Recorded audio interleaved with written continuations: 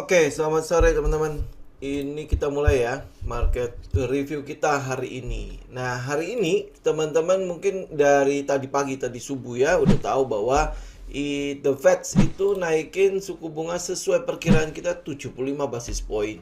Dan di sela-sela pengumuman tentang suku bunga itu, sudah kita dapat sebuah gambaran bagaimana bulan depan ya. Bulan depan The Fed juga akan agresif.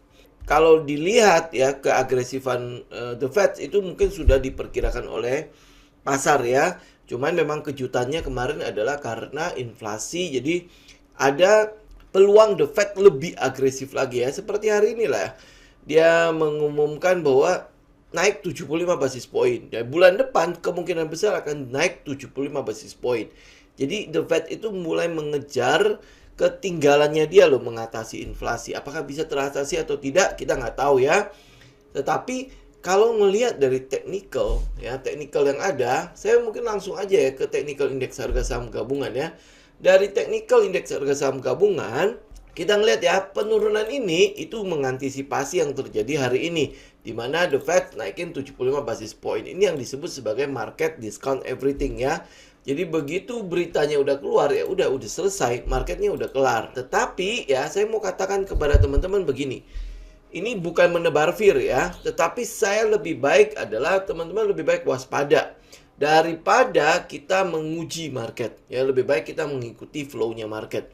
Jadi secara teknikal, oh ya sekali lagi saya harus mengatakan bahwa ini disclaimer on ya. Teman-teman mau ikutin ini skenario yang ini atau tidak silakan. Tetapi setidaknya ini dari awal saya katakan kepada teman-teman bahwa dua candle ini itu tidak terlalu bagus di teknikalnya ya. Lihat aja dua candle itu ya. Jadi dia sempat naik lumayan tinggi, kemudian turun. Ini juga hari ini juga sempat naik lumayan tinggi kemudian turun. Nah, besok sampai Jumat apakah cuma akan menguji trendline ini kemudian turun? Ya, jadi bersiap teman-teman kalau lihat dua candle seperti ini berarti kan market directionnya kita ya. Kalau market directionnya sudah memberikan kepada kita sinyal seperti itu, hindari saham-saham yang sudah naik terlalu tinggi. Kalau dia udah naik terlalu tinggi, ya teman-teman pakai untuk swing atau untuk scalping terserah lah ya. Hindari seperti itu. Kemudian kalau melihat market directionnya masih dalam keadaan ketidakpastian, memang untuk saham-saham yang berhubungan langsung ke atau bobotnya gede ke indeks itu memang lumayan ini ya, lumayan berbahaya. Kalau kita boleh katakan gitu ya. Berbahaya kenapa? Karena penurunannya juga akan mengikuti indeks. Naiknya mengikuti indeks, penurunannya juga akan mengikuti indeks. Bahkan dia mungkin aja memperberat ya, memperberat jalannya si indeks. Ya, di indeks harga saham gabungan. Ini market direction, kita butuh tahu ini. Nah, begitu kita udah lihat seperti ini, saran saya adalah teman-teman lebih baik ke day trading atau lakukan TikTok aja. Ya, jadi lakukan swing seperti yang sudah kita lakukan selama ini. Jadi swing, ambil di sekitar support, kemudian atau mungkin ngambil di sekitar dia breakout, kemudian kita sell ya di target marketnya kita. Jadi nggak perlu harus keep gitu ya. Jadi lebih baik kita hindari. Kenapa? Karena kita nggak tahu ya kedepannya akan seperti apa kan.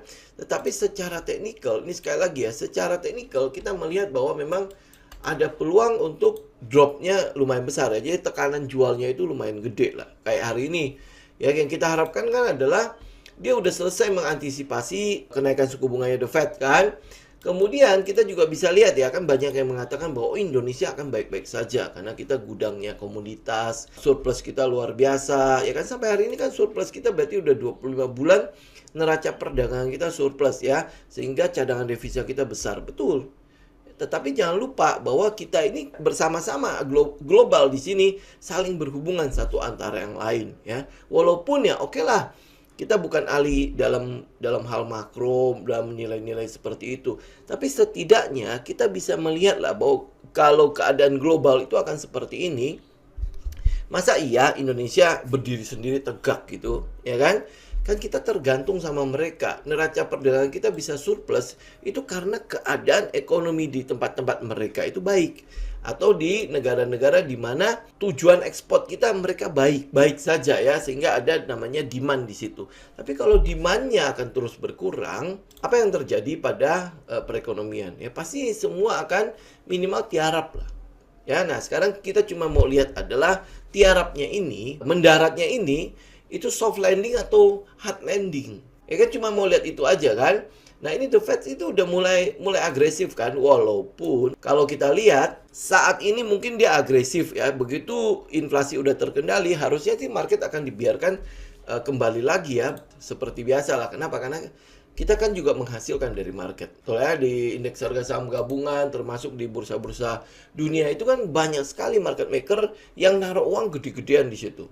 Dan semua juga tahu ya bahwa di pasar uang inilah tempat kita melakukan compounding yang besar. Jadi ya bursa ini nggak akan dihancurkan gitu. Walaupun untuk jangka pendek dia perlu melakukan hal-hal yang mungkin akan berlawanan dengan pergerakan bursa. Ya ini jangka pendeknya akan seperti itu. Nah tapi ya balik lagi ya, kesimpulannya adalah hati-hati. Ya pergerakan dua candle di 2 hari ini, 2 hari bursa ini di indeks harga saham gabungan menunjukkan sebuah sinyal bahwa ini mungkin pergerakannya tidak akan baik-baik saja. Ini bukan sebuah pemulihan yang akan baik-baik saja. Kalau gitu berarti apa? Teman-teman tinggal lihat, tinggal hati-hati di area trendline ini. Kalau dia nggak bisa tembus ya, berarti skenario selanjutnya, skenario yang kedua, ya kan kita udah lihat ya, ini mungkin ini akan jalan. Ya bisa jadi skenario ini yang akan jalan. Jadi ya teman-teman tinggal perhatikan trading plan masing-masing. Kan udah saya kasih tahu ya waktu hari Selasa ya. Ini banyak informasi yang masuk, apa yang harus saya lakukan. Yang teman-teman harus lakukan adalah stick to the plan. Kalau teman-teman udah punya emiten dalam portofolio teman-teman, ya stick to the plan. Di emiten-emiten itu bagaimana trading plan teman-teman. Kalau sekarang nggak ada nih, nggak ada porto, gue cuman baru akan masuk. Bagaimana ceritanya? Satu, teman-teman bisa liburan dulu sambil menunggu kepastian dari si market. Kedua, lakukan day trading saja atau lakukan swing trading. Kalau buat invest mungkin ya udah terlalu ini ya, udah marketnya udah kayak gini, data-data kan udah sempat kita kasih ya, walaupun ya cuma seiprit doang karena kita bukan ahli makro juga kan, tapi setidaknya kita dapat satu gambaran umum lah ya bagaimana data market berapa bulan ke depan atau mungkin tahun depan ya, atau mungkin market ini ya global ini, ekonomi global ini mengarahnya kemana. Nah, yang kedua, teman-teman juga harus perhatikan adalah jangan mengincar lagi saham-saham yang sudah di atas-atas. Contoh misalnya kayak batu bara. Jangan diincar lagi. Saya tahu hari ini atau mungkin beberapa hari ini teman-teman masih memperhatikan terus batu bara. Batu bara segini, batu bara atau mungkin saham-saham energi yang lain, nikel lah segala macam itu harganya kelihatannya akan lebih melangit lagi dan lain sebagainya ya. Saya mau katakan kepada teman-teman begini ya. Logiknya aja ya, logiknya. Kalau keadaan hari ini di mana inflasi di mana-mana tinggi, itu kan disebabkan oleh pertama adalah karena COVID kan. COVID itu akhirnya mengganggu supply chain. Supply chain itu adalah rantai pasokan. Jadi misalnya dari Indonesia harusnya kirim ke China, ke Eropa maupun ke Amerika itu lancar-lancar saja. Cuman selama COVID itu agak terhambat kan. Jadi pelabuhan di sana, jadi antrian kapal itu jadi terlalu panjang sehingga mengganggu rantai pasokan. Nah, karena rantai pasokan terganggu, maka menyebabkan adanya kenaikan pada harga-harga barang, termasuk di dalamnya adalah harga komoditas. Nah, harga komoditas yang saat ini sedang booming memang di satu sisi menguntungkan Indonesia, tapi di sisi yang lain itu juga akan mengurangi demand. Kenapa? Coba teman-teman bayangkan dalam kehidupan sehari-hari aja ya. Kalau harga naik terus. Apa yang teman-teman lakukan? Cari substitusi yang lain kan? Cari pengganti yang lain.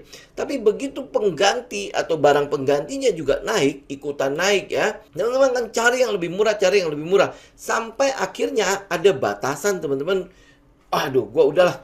Yang ini gua nggak perlu lagi deh. Gitu kan. Nah, jadi apa yang mereka lakukan? Mereka akan fokus ke hal-hal atau makanan-makanan pokok aja atau kebutuhan-kebutuhan pokok mereka saja. Nah, begitu udah sampai ke sana, berarti barang-barang ini akan mulai turun sendiri harganya. Ya kan? Plafonnya itu pasti akan ada. Sebuah barang itu pasti akan ada plafonnya. Dimana kalau pemasukan saya udah tidak mampu menggapai barang tersebut, ya saya tinggal fokus ke kebutuhan pokok saya. Itu logiknya ya, logik market di kehidupan sehari-hari kita juga pasti begitu. Saat pemasukan kita mulai berkurang, apa yang kita lakukan? Ya berarti fokus utama kita adalah kebutuhan pokok. Yang penting makanan, sandang, papan, dan pangan itu tercukupi. Udah itu dulu. Urusan yang lain kayak misalnya kebutuhan-kebutuhan tersier segala macam itu bisa kita tunda. Benar gak? Nah, itu siklus. Siklus harga, siklus market segala macam semua seperti itu. Makanya kenapa sebuah kayak kalau teman-teman lihat ya rotasi sektoral kan, itu kan mengikuti siklus ekonomi kan. Siklus ekonomi pada saat dia udah overheating, udah mulai di atas nih, udah mulai kayaknya kalau kita mau usaha itu udah kayak mentok kiri kanan ya. Udah susah banget untuk digapai lagi nih. Pokoknya ada barang-barang tertentu ya kayaknya kita udah nggak bisa lagi. Kenapa? Karena pemasukan kita kayaknya udah mentok banget gitu. Nah, pada saat seperti itu rotasi ekonominya kan akan mulai turun lagi kan. Pada saat turun itu ya sama dengan siklusnya. Kita akan mulai berpikir untuk karena pemasukan gue cuma segini, gue akan mulai fokus ke kebutuhan pokok. Makanya kalau udah mulai krisis, teman-teman lihat lah ya, sektor defensif itu kenapa bertahan. Sektor consumer good, terutama untuk yang non-cyclical ya, yang tidak tergantikan itu mereka bertahan. Tapi saya nggak bilang kalau ini akan krisis ya, tetapi memang dia akan mengarah ke situ. Karena pada data-data yang ada, itu menunjukkan seperti itu. Kalau teman-teman yang baru mengikuti channel ini ya silakan lihat di video-video sebelumnya lah ya. Itu data banyak banget kita kasih ya, walaupun sekali lagi ya saya bukan ahli makro, itu cuma seiprit doang. Kita cuma mau lihat bagaimana big picture dari marketnya kita. Nah, jadi kalau indeks harga saham gabungan seperti itu, kita tetap fokus ya. Kalau teman-teman tetap mau trading ya, berarti fokus kita tetap di second liner sama third liner. Ya, berarti second liner, third liner, berarti cari yang fundamentalnya masih mendingan lah. Jadi nggak hancur-hancur banget. Nah, kita lihat beberapa saja ya. Saya sih kalau bisa ya saya lebih baik tidak membelikan stock pick apapun sih sebenarnya. Tapi ya beberapa saja ya teman-teman. Jadi perhatikan, bikin trading plan-nya, atur risk management-nya ya. Oke, yang pertama adalah IPCM. Ya, IPCM dia sudah break kemudian dia pullback kan. Ya, dia pullback. Nah, ini sebenarnya kalau teman-teman lakukan di market yang seperti saat ini, saya cenderung adalah lebih baik jangan buy on weakness ya, atau buy on pullback ya. Lebih baik kita konfirmasi dulu dia break. Ya, dia break akan jauh lebih aman buat kita. Ya, dia break, kita bisa taruh stop loss kita di daerah-daerah bawah sini ya. Pada saat dia break resisten, kita bisa taruh stop loss kita di daerah-daerah sekitar itu. Ya, ini kalau buat saya ya. Saya cukup konservatif lah ya orangnya ya. Jadi kalau teman-teman lihat, kalau marketnya seperti ini, sekali lagi jangan spekulasi buy. Ya, buy on weakness lah, buy on support dan lain sebagainya. Lebih baik konfirmasi aja dia breakout. Ya, ini IPCM, teman-teman bisa lihatin. Kemudian saya mention lagi mengenai DRMA, karena kan kita yang ngikutin ini ya. Ini juga kita confirm dia break dulu. Ya, dia break baru kita mulai ikut. Ya, ini ya, teman-teman bisa lihat ya. Ini ada di sekitar 675 sampai ke 730. Jadi ya perhatikan itu. Kemudian ada namanya CAKK. Ini juga udah pernah saya mention sebelumnya. CAKK ya, ini juga nih kita cuma tunggu dia break doang. Nih break ya, tinggal lihat nanti likuiditasnya ya. Nah, liquid apa enggak ya, sesuai nggak dengan modalnya kita. Nah, ini tinggal dia break, nah berarti dia akan ada kelanjutan trend atau tidak ya. Ini CAKK. Kemudian ada namanya PNBN ya, walaupun ini sebenarnya udah cukup tinggi ya, tapi dia istirahat. Saya cuma mau tunjukin doang, ini istirahat ya, dia istirahat di sana ya. Mungkin saja akan ada breakout di sini. Nah, teman-teman mungkin ikut, tapi ini cuma buat swing doang ya. Dan kalau memang teman-teman udah lihat ya, ini kan udah tinggi sekali ya. Market seperti ini, ya udah kita hindarin aja. Ini adalah bagian dari risiko. Walaupun dia jalan, udah biarin aja. Ya, ini yang saya maksud ya. Kalau dia udah tinggi, udah cukup tinggi pergerakannya, ya lebih baik teman-teman ya udah. Karena apa? Karena orang-orang pasti udah mulai, udah mungkin udah punya di sini, udah punya di daerah sini, ya kan? Habis itu ini masih hold, ya begitu dia turun, ya mungkin dia breakdown dari 1680, mungkin mereka udah keluar. Nah, posisi mereka keluar itu udah cuan loh, udah floating profit kan, ya kan? Nah, kalau teman-teman masuk di daerah-daerah seperti ini terus habis itu marketnya jelek, ya siap-siap aja kan. Jadi akhirnya kalau yang nggak siap dengan trading plan, nggak siap dengan stop loss, ya akhirnya ya bolak-balik nyangkut, bolak-balik nyangkut. Terus habis itu ada AMRT. Ini AMRT juga sebenarnya udah cukup tinggi. Sebenarnya kalau lihat dari ini, dari teknikalnya ya, kita sebenarnya udah bisa taruh stop loss daerah sini. Ya, nah, terus habis itu ya kita tinggal swing aja buat naiknya. Oke, ini AMRT. Kemudian ada satu lagi adalah ASGR. ASGR Astagrapia nih. Ya, jadi teman-teman tungguin dia selesai dulu ini. Ya, selesai dulu ini, kemudian dia breakout, baru teman-teman ikut. Ya, ASGR. Kemudian ada namanya OASA. Ya, OASA juga udah sempat kita mention sebelumnya. Ini juga saya cuma mention balik aja karena apa? Kita kan menunggu dia breakout ya. Saya tebelin ini biar teman-teman bisa lihat. Ini ya, ini kita tunggu dia breakout ini baru kita mulai masuk kembali ke OASA ya. Kemudian ada namanya BINA. BINA ini mungkin sebentar lagi akan ada corporate action. Makanya ini sekarang sedang wait and see nih. Apa yang sedang akan dilakukan di corporate action itu. Ya, jadi ini boxnya. Ya teman-teman, berarti buy pada saat dia break box.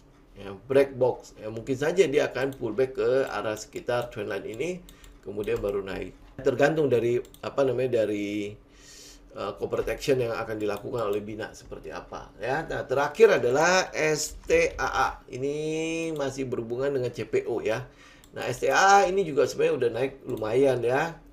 Tapi kalau kita lihat dari harga IPO yang tertingginya, dia kan masih ada di sekitar itu. Jadi yang kita tunggu ya tetap sama ya. Tunggu dia break, nah, habis itu baru kita mulai buy. Ya, saya pikir hari ini sih paling cuma itu aja ya. Jadi sekali lagi ya, mention saya adalah kalau memang teman-teman adalah konservatif, pilihan teman-teman adalah dua. Satu, liburan.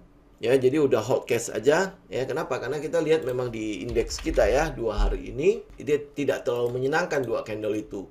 Nih ya, dua candle ini tidak terlalu menyenangkan karena shadow-nya terus ke atas kan.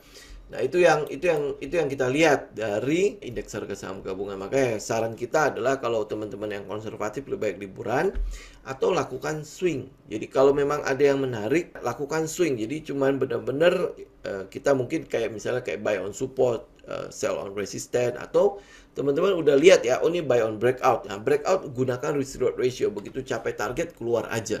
Gitu. Jadi kita mungkin nggak terlalu hold terlalu lama-lama ya. Nah, kemudian buat teman-teman yang agresif ya, saya menyarankan teman-teman untuk melakukan day trading saja.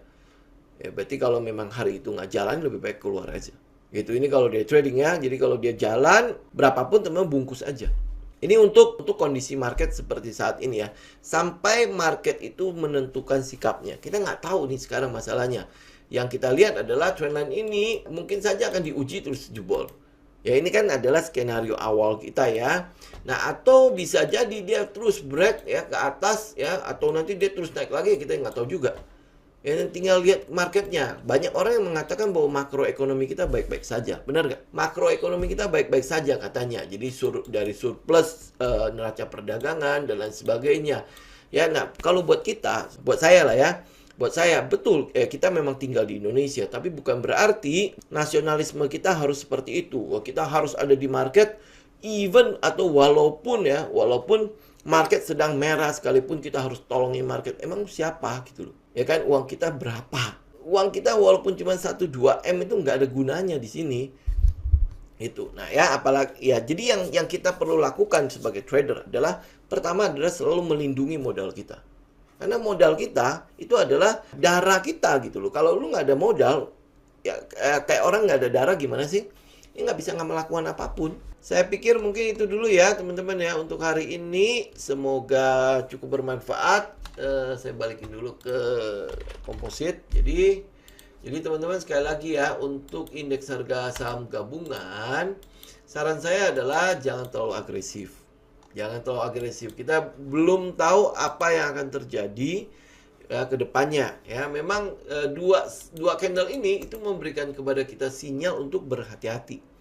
Ya, berhati-hati di sini bukan berarti kita meninggalkan pasar sih, benar. Enggak ya.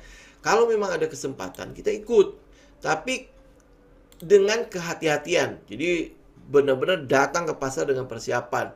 Ada trading plan-nya. Tahu di mana risk management-nya. Ya, jadi jangan benar-benar kosongan gitu pergi ke medan tempur, wah seakan-akan kita kebal peluru. Enggak ya, tidak. Ya, tidak terjadi seperti itu. Market itu tidak mengenal ampun. dia tidak mengenal siapa kita ya. Jadi jangan lupa lindungi diri kita, lindungi modal kita ya, punya trading plan ya. Kalau teman-teman belum tahu bagaimana cara bikin trading plan, di channel ini juga ada videonya, teman-teman bisa lihat ya playlistnya. Kalau belum tahu bagaimana cara membangun trading system, silahkan lihat videonya. Semua itu gratis ya, tinggal teman-teman mau belajar apa enggak. Oke? Thank you semuanya, kita ketemu lagi nanti hari Sabtu ya untuk market update. Thank you semuanya, saya izin pamit ya, semoga bermanfaat. God bless semua, salam tim.